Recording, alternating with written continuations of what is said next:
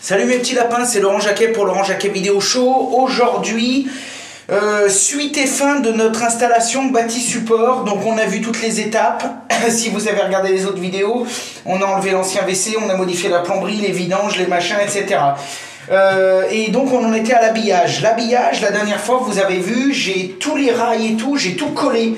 Je vous ai expliqué, on en a parlé, donc il faut regarder la vidéo, ça bouge pas d'un poil, hein. C'est vraiment parfait, d'une solidité absolue. Et donc maintenant on va plaquer. Alors quand on plaque, quand on fait un habillage de WC suspendu, il est fortement conseillé de mettre une double plaque de plâtre. Alors d'abord, moi je vous conseille, alors bon, encore une fois, voilà, comme je dis à chaque fois, tout ce que je vous montre dans ces vidéos, etc., ça engage que moi, je vous montre moi mes techniques que j'utilise.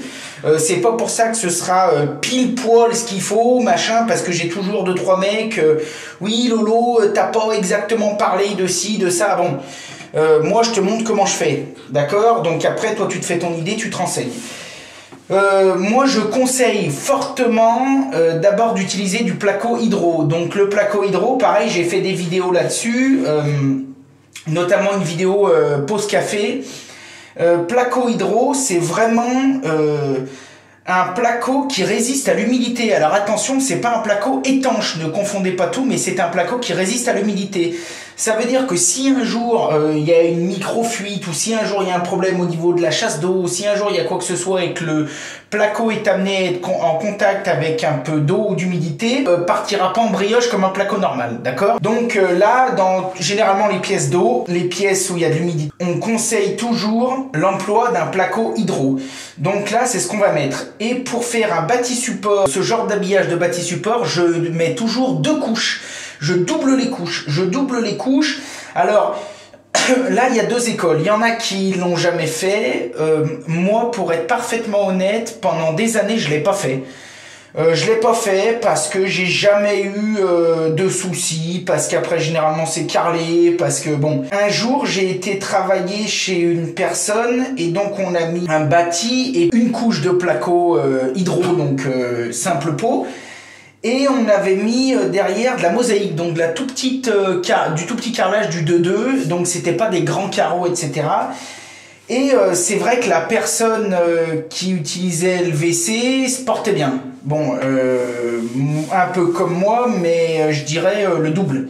Mais on a constaté, parce que cette personne qui est bien sympa nous a rappelé, machin, on a regardé, et en fait on a constaté que même si la cuvette était bien serrée, etc.,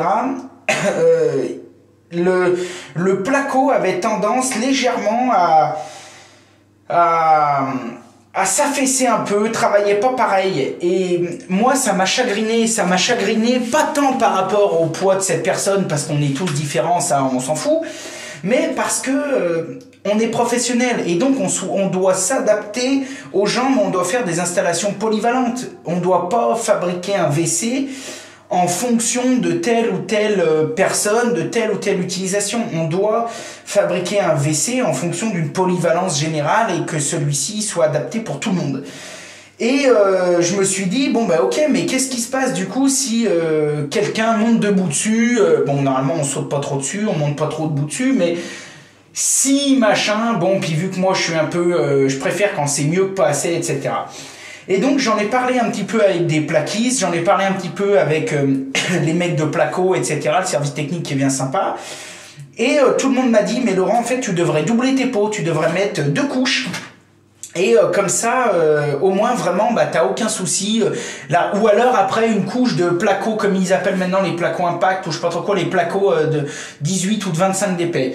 Mais bon, ça fait chier d'acheter une plaque juste pour ça, bref. Et puis c'est lourd, moi ça me gave les trucs comme ça.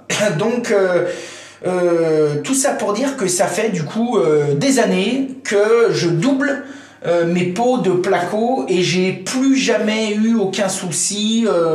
Et puis même, je dors mieux, je préfère D'un point de vue prix, c'est guère plus cher. Vous qui êtes artisan, eh ben, vous savez à peu près le prix d'un mètre carré de placo hydro. Bon voilà, c'est pas parce que vous en mettez 2 pots que ça va multiplier le devis par 4.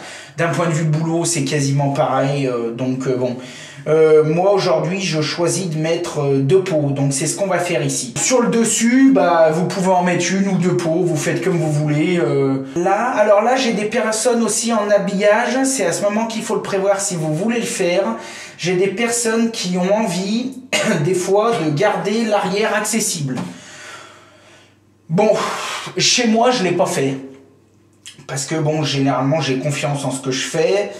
Est-ce que c'est bien? Est-ce que c'est pas bien? Est-ce qu'on regrette? Est-ce qu'on regrette pas? Est-ce que... Bon, quel risque il peut y avoir? Même si on garde le derrière accessible, c'est uniquement au pire pour pouvoir éventuellement réparer une fuite qui serait au niveau de la plomberie ici. Au niveau de la plomberie ici, moi c'est déjà en eau, c'est tout collé, j'ai 0 fuite. Il n'y a pas de raison que ça se mette à fuir. Ensuite, mon autre accord, il est carrément en dessous. Donc même si je laissais le haut ouvert, juste le haut, je ne pourrais pas y accéder.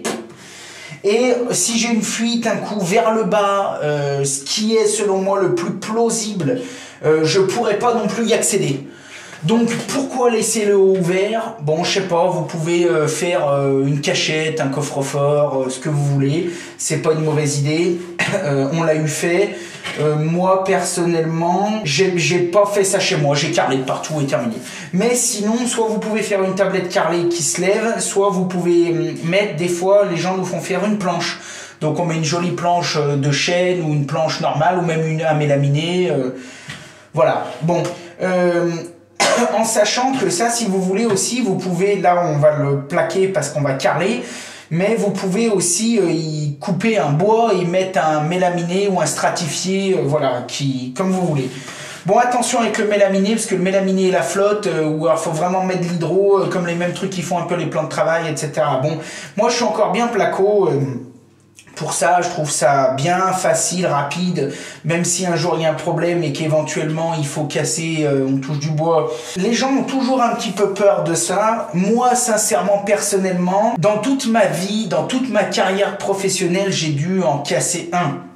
Sur, je sais pas, peut-être 100 que j'ai installé, j'ai peut-être dû avoir un problème. Je sais pas, ça c'est vraiment vous qui voyez comment vous le faites. Moi, je vais vous montrer pour le faire en placo, parce qu'après ça va être carré.